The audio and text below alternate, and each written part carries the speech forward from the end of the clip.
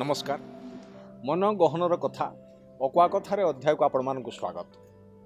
कथार अच्छी पूर्व जन्मर कर्मफल को नहीं षठी देवी जन्म हबार 6 दिन भितर मनीषर भाग्य लेखती। से भाग्य को नहीं मनीष जीवन बिताए एवं शेष मृत्युवरण करे। एक केते दूर सत केते दूर मिछ कि मन गढ़ा एक आज पर्यंत सेमती होकर रही किंतु विश्वास अच्छे आमर जे एमती गोटे कर्मफल अच्छी जदि मन प्राण दे कर्मटा को सुकर्म परिणत कर दिया जीव मन प्राण दे कर्मटा को करा ताले निश्चित भाव में सुफल मिल सेम जड़े कर्मजीवी कहानी आज आपण मान आगे। पेशारे से जड़े चित्रकर निशारे से जड़े कवि आउ मनीष पणिया तांकरी भितर भरी रही बोली से जड़े भल मनीष। ओडिया रे डॉक्टरेट करिसेंती डॉक्टर गौरहरि राउत। मु डॉक्टर गौरहरि राउत मोर घर अविभक्त कटक जिला वर्तमान केन्द्रापड़ा जिलार राजनगर ब्लॉक अंतर्गत समुद्रकूलिया गाँ एंडुलापुर। मोर पिता स्वाधीनता संग्रामी उत्तम चरण राउत। आमे 6 भाई वर्तमान माता जीवित।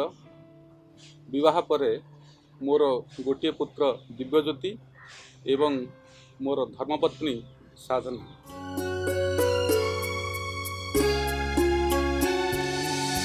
जीवनटा केबे कंटा केबे गोटे फूल केबे पुणी जाली दे साजिनिया झूला छाती तले गोटे हृदयटे अछि सबु स्मृति सिए साइती रखिछि।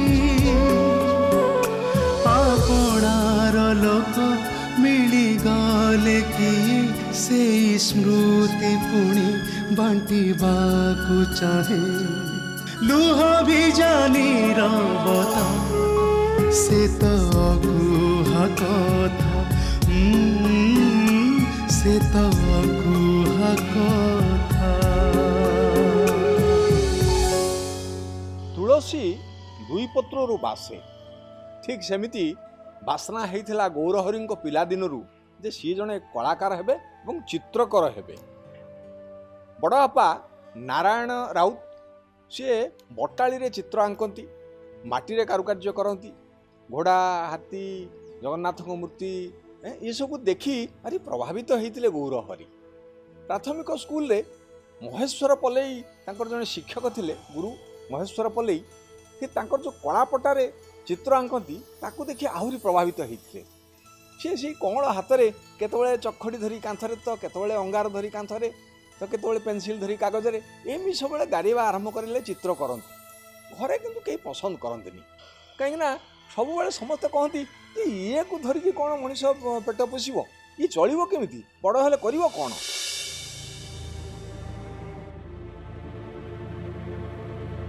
बुझिल गौरव ये 6-6टा पिला भितर ये गोटे पिलार चिंता मत पूरा नाके दम करदे कहीं मो भाग्य जन्मला के जानी।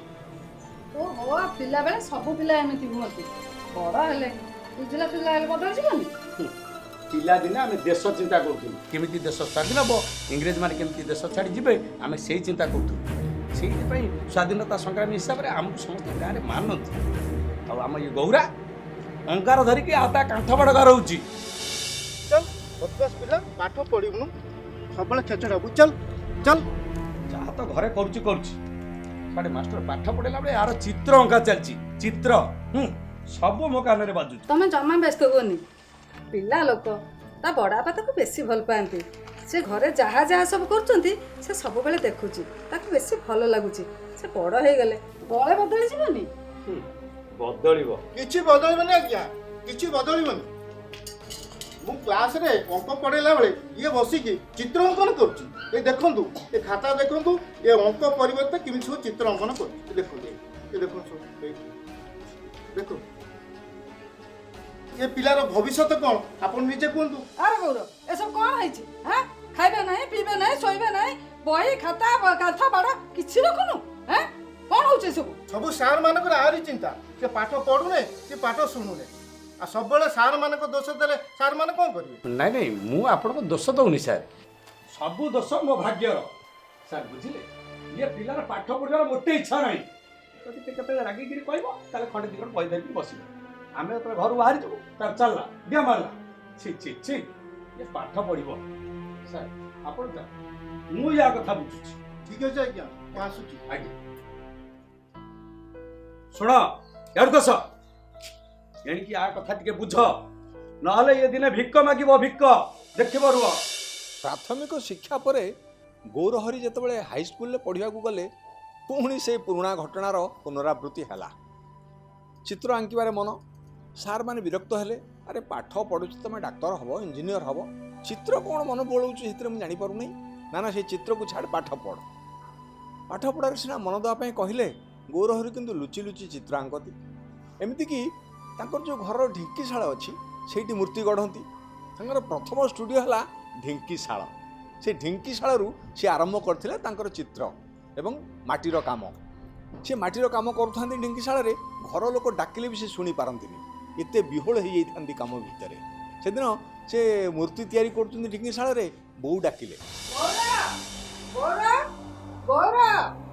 କୁଆଡ଼େ ଗଲା ପିଲାଟା କେଜାଣି? କ'ଣ କରିବି ମୁଁ? ତାକୁ ପାରି ହବ ନା। ଯୋଉଦିନ ସ୍କୁଲ ଛୁଟି ଘରେ ପିଲାଟାର ଦେଖା ଦର୍ଶନ ନାହିଁ। କୁଆଡ଼େ ଗଲା କେଜାଣି? ତାକୁ ପାରି ହବ ନା। ଗୌରା, ଗୌରା, କାଇଁ ପାଠ କରୁଛୁ ବୋଉ? ମୁଁ କଣ ହଜି ଯାଉଛି?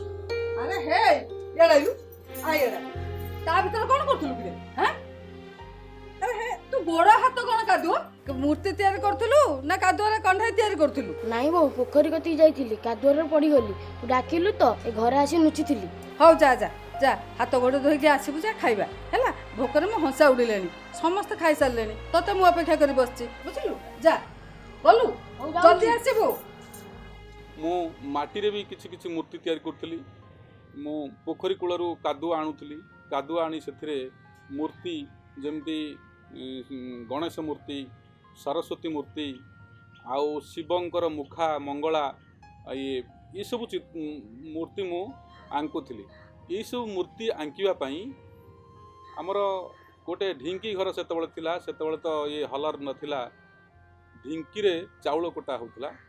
ସେ ଢିଙ୍କି ଘର ଆମର ଖଞ୍ଜାର ଶେଷ ଭାଗରେ ଥିଲା ଢିଙ୍କି ଘର। ସେଇ ଢିଙ୍କି ଘରେ ମୁଁ ଏଇସବୁ ମୂର୍ତ୍ତି ଆଙ୍କିବାକୁ ଆରମ୍ଭ କଲି। ସେଇଟା ହିଁ ମୋର ପ୍ରକୃଷ୍ଟ ସ୍ଥାନ ଥିଲା। ଯେହେତୁ ସେଇଟା ନିରୋଳା ଜାଗା, କେହି ଦେଖିବେନି, କାହିଁକି ନା ମୁଁ ଚିତ୍ର ଆଙ୍କିଲେ କିମ୍ବା ମୂର୍ତ୍ତି କରିଲେ କାହାରି ପସନ୍ଦ ହେଉନଥିଲା। ତେଣୁ ସେଇଥିପାଇଁ ମୁଁ ସେଇ ଜାଗାଟାକୁ ହିଁ ଉଚିତ ଜାଗା ବୋଲି ଭାବୁଥିଲି। ସେଇ ଜାଗାରେ ମୁଁ ଖରାବେଳଟାରେ ମୁଁ ମୂର୍ତ୍ତି ତିଆରି କରୁଥିଲି। ସ୍କୁଲ ଜୀବନ ସରିଗଲା, କଲେଜ ଜୀବନ ଆରମ୍ଭ ହେଲା। ପଟ୍ଟାମୁଣ୍ଡେଇରେ +2, ଚିତ୍ରକୁ କିନ୍ତୁ ସେ ଛାଡ଼ି ନାହାନ୍ତି। +3 ପଢ଼ିବାକୁ ଗଲେ କେନ୍ଦ୍ରାପଡ଼ା, ସେଠି ବି ସେଇ ଅବସ୍ଥା।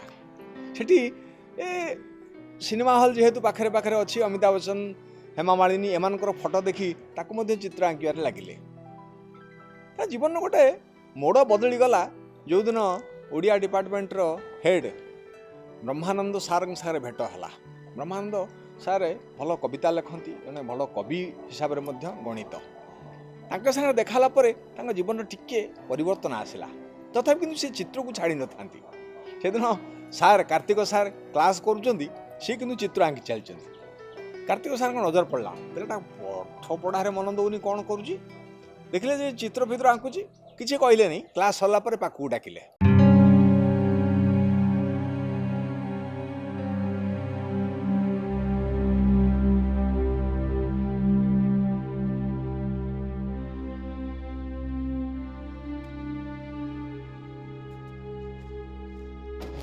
ଆରେ ବାବା, ତୋର ଓଡ଼ିଆ ଅନର୍ସ ନା?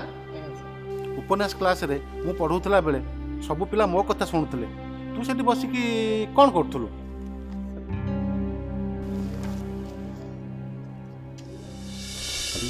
ତୁ ମୋ ଛବି ଆଙ୍କୁଥିଲୁ, ବହୁତ ସୁନ୍ଦର ଆଙ୍କିଛୁ ତ, ଠିକ୍ ମୋ ଭଳି। ତୋର ଜେନେରାଲ କଲେଜରେ ପଢ଼ିବାର କୌଣସି ଆବଶ୍ୟକତା ନାହିଁ।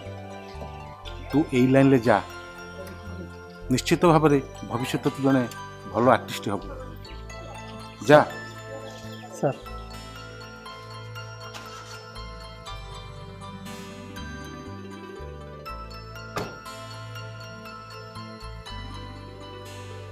ସେଇଠି ଗୋଟେ ତାଙ୍କଠାରୁ ପ୍ରେରଣା ପାଇଲା ପରେ ମୋ ମନରେ ଗୋଟେ ପ୍ରକାର ଉଲ୍ଲାସ ଆସିଲା ଏ ଦିଗରେ ପୁଣି ଆଗେଇବା ପାଇଁ। ଧୀରେ ଧୀରେ ମୁଁ ପୁଣି ଯେତିକି ମାତ୍ରାରେ କରୁଥିଲି ମୁଁ ପୁଣି ଉତ୍ସାହିତ ହେଇକରି ପୁଣି ବହୁତ ଚିତ୍ର ଆଙ୍କିବାକୁ ଆରମ୍ଭ କଲି। କଲେଜରେ ଯେତେବେଳେ ଲିଜର ସମୟ ଥାଏ ମୁଁ କେନ୍ଦ୍ରାପଡ଼ାର 3 ମୁହାଣୀରେ ସାଇନ୍ ବୋର୍ଡ଼ ଦୋକାନ କରିଥିଲେ ଆମର ଉପେନ୍ଦ୍ର ବାବୁ, ଆମେ ତାଙ୍କୁ ଶ୍ରଦ୍ଧାରେ ଉपिଆନା ବୋଲି ଡାକୁ। ମୁଁ ମଝିରେ ମଝିରେ ଲିଜର ସମୟରେ ତାଙ୍କର ଦୋକାନକୁ ଆସି ସେଠି ବସେ, ସେଠି ଦେଖେ, ତାଙ୍କୁ ବି ଅନୁରୋଧ କରେ। ତାଙ୍କୁ ଅନୁରୋଧ କଲା ପରେ ସେ ମୋତେ କିଛି କିଛି କାମ କରିବାକୁ ଦିଅନ୍ତି, ତୋଳି ଦିଅନ୍ତି। ମୁଁ ତାଙ୍କର ସେଇଠୁ ତୋଳିରେ କିଛି କିଛି କାମ କରେ। ସିଏ ବି ମୋର ଚିତ୍ର ଦେଖି ଖୁସି ହେଇଗଲେ, କହିଲେ ଯେ ତମେ ଆର୍ଟ ଲାଇନ୍ରେ ଯାଅ, ତମର ଭଲ କାମ ହେବ। ଇଏ ଟିକେ ଦ୍ୱନ୍ଦ୍ୱରେ ପଡ଼ିଲେ, ମୁଁ ଇଆଡ଼େ ଆର୍ଟ୍ସ ପଢ଼ୁଛି, ତାକୁ ଛାଡ଼ିବି, ପୁଣି ସେ ଲାଇନ୍ରେ ପଶିବି, କାଳେ ଅସୁବିଧା ହେବ, ଘରେ କ'ଣ କହିବେ। ତଥାପି ମନ ବଳେଇଲେ ନାହିଁ, ଘରେ ଟିକେ କଥା ପଚାରିବି, ଘରେ ଲୋକଙ୍କର ମତ ନେବି। ସେଦିନ ଘରକୁ ଗଲେ ମତ ନେବା ପାଇଁ। ଆରେ ଗୌର, ତୁ କ'ଣ ଏମିତି କାହାକୁ କିଛି ନ ଜଣେଇ ପଳେଇ ଆସିବୁ? କ'ଣ ହେଇଛି? ପାଖରୁ ପଇସା ସରିଗଲା? ଆରେ ମୋତେ କହିବୁନି, ମୁଁ ପଠେଇ ଦେଇଥାନ୍ତି। ନାଇଁ ବାପା, କଥାଟା ଠିକ୍ ସେଇଆ ନୁହେଁ। ମୋ ଭବିଷ୍ୟତ ପାଇଁ ମୁଁ ଏକ ସିଦ୍ଧାନ୍ତ ନେଇଛି, ଆଉ ସେଇ ବାବଦରେ ମୋର ଆପଣଙ୍କ ପରାମର୍ଶ ଦରକାର। ପରାମର୍ଶ? କୋଉ ବାବଦରେ? ପାଠପଢ଼ା ବାବଦରେ ନା ଆଉ କିଛି ବାବଦରେ? ହଁ ବାପା, ପାଠପଢ଼ା ବାବଦରେ। କ'ଣ କହ? ବାପା, ମୁଁ ଭାବୁଛି ମୋ ପାଇଁ ଆଉ ଜେନେରାଲ କଲେଜରେ ପାଠ ପଢ଼ାଟା ଠିକ୍ ହେବ। ମାନେ?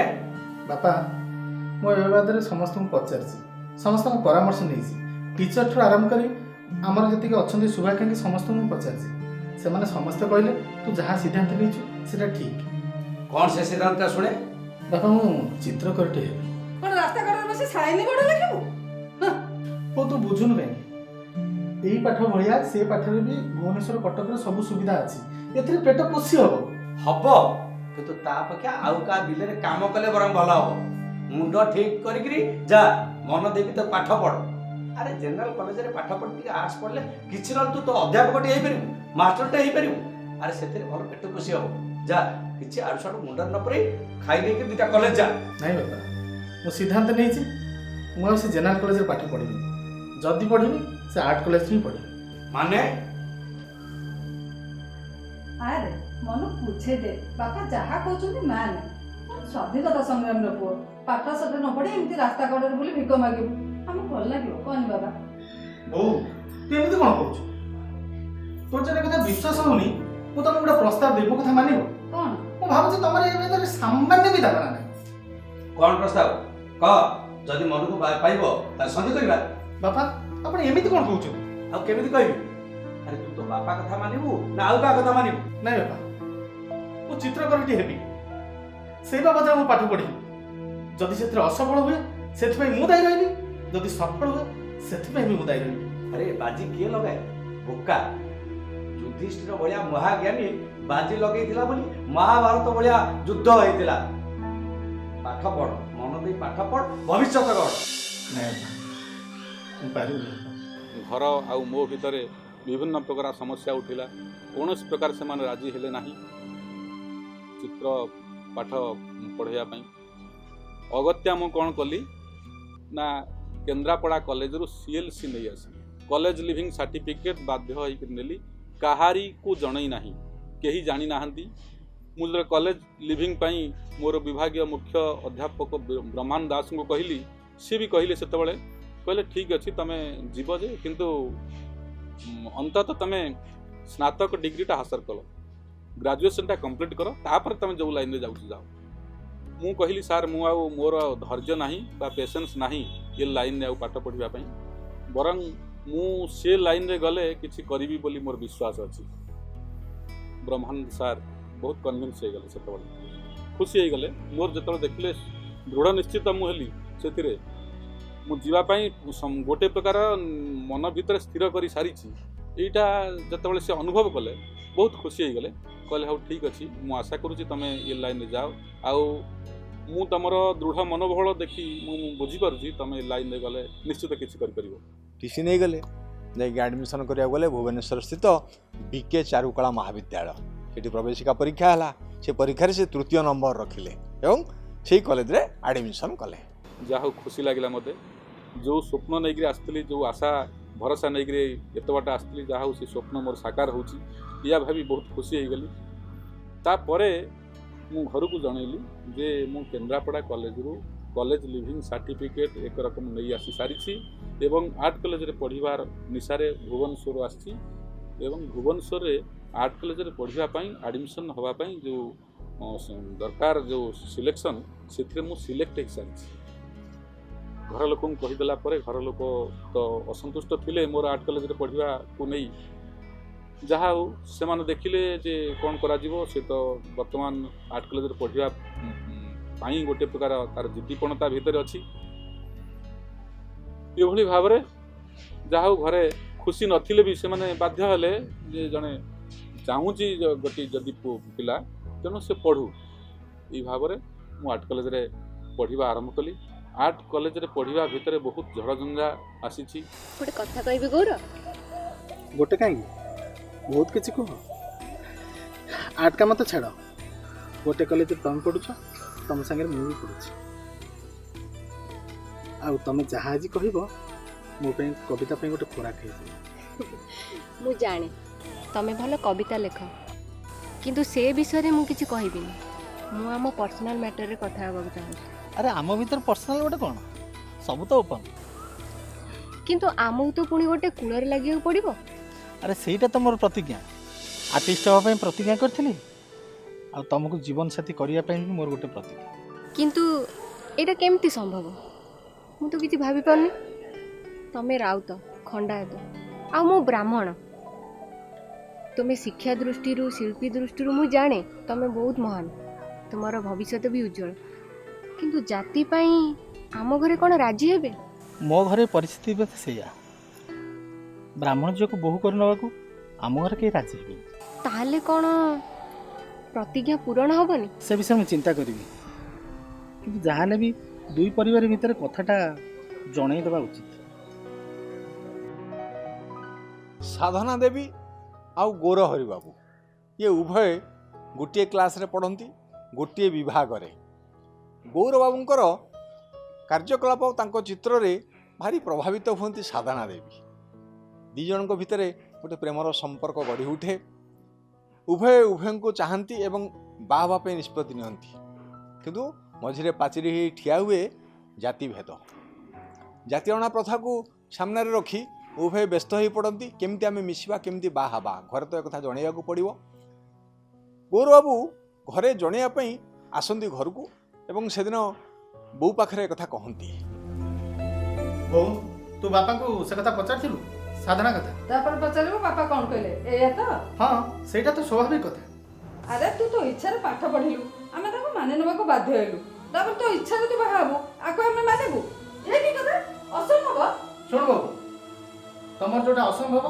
सेटा मो ପାଇଁ संभव हुआ दरकार आ मु ताको संभव करिक देखी मु जेते थर घर को गली बुझेगा से बुझीबेनी मु बाध्य होकर विफल मनोरथ फेरी तांको घर तरफ सी भी बहुत चेष्टा कला तांको घर बुझाई से भी किसी बुझले ना बाध्य ही आम स्थिर निश्चित कलु आम दृढ़ संकल्प आम निजे परस्पर सहित बांधि हवा से दृढ़ मनोबल दृष्टि आम परस्पर सहित बांधिलु बांधि हवा परे ता परर घटना जहाँ है बहुत दुर्दिन आसी झड़झंझा आसी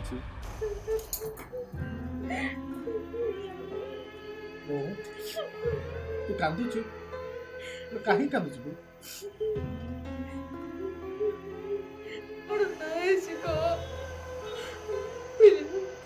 जन्म कलु तो इच्छा तू पाठ पढ़िलु तो इच्छा तू बाहलु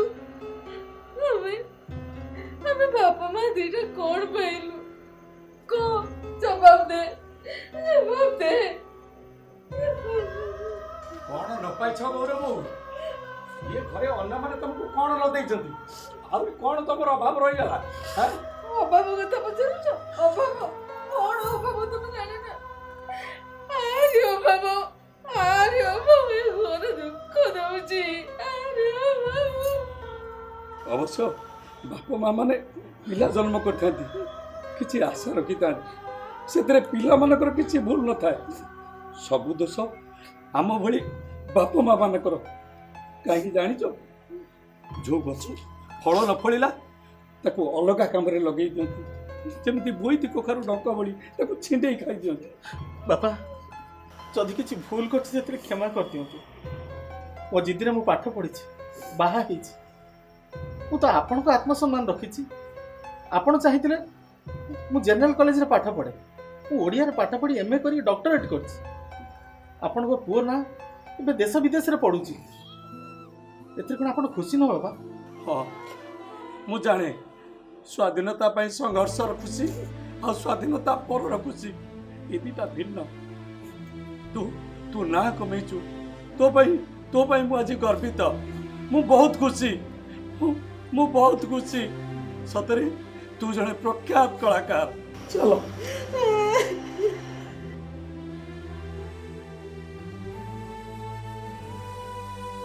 ଆମକୁ ବହୁତ ସଂଗ୍ରାମ କରିବାକୁ ପଡ଼ୁଛି, ସଂଘର୍ଷ କରିବାକୁ ପଡ଼ୁଛି। ଏଇ ଭିତରେ ଯାହା ହଉ ବର୍ତ୍ତମାନ ସ୍ଥିତି ବହୁତ ବଦଳି ଯାଇଛି, ବହୁତ ପରିବର୍ତ୍ତନ ହୋଇଯାଇଛି। ସେ ସମୟ କଥା ଚିନ୍ତା କଲେ ଆଖିରେ ବର୍ତ୍ତମାନ ବି ଲୁହ ଆସିଯାଏ। ଆଜି ଗୌରହରି ରାଉତ ଡକ୍ଟର ଗୌରହରି ରାଉତରେ ପରିଣତ ହୋଇଛନ୍ତି, ସମ୍ମାନର ଶିଖରରେ ପହଞ୍ଚିଛନ୍ତି। ଚିତ୍ରଠାରୁ ଆରମ୍ଭ କରି କବିତା ପର୍ଯ୍ୟନ୍ତ ସବୁ ସ୍ଥାନରେ ତାଙ୍କର ନାଁ ଆଗରେ, ଉଚ୍ଚରେ। ଜଗନ୍ନାଥ ପାଖରେ ପ୍ରାର୍ଥନା କରିବି ଏଭଳି ଉଚ୍ଚ ମନ ଆହୁରି ଉଚ୍ଚକୁ ଯାଉ, ଆହୁରି गरियानु ହୁଅନ୍ତୁ ଗୌରହରି ବାବୁ। ଫେରିବାର ତ ସମୟ ହେଇଛି, ଫେରିଯିବି। ଆପଣମାନଙ୍କ ପାଖରେ ନିବେଦନ, ଯଦି ଏମିତି କିଛି କଥା ଆପଣମାନଙ୍କ ପାଖରେ ଥାଏ ଆମକୁ ନିଶ୍ଚୟ ଲେଖିବେ। ଆମ ଠିକଣା ଲେଖନ୍ତୁ। ସେ ତ କୁହା କଥା, ସେ ତ କୁହା କଥା, ସେ ତ କୁହା କଥା।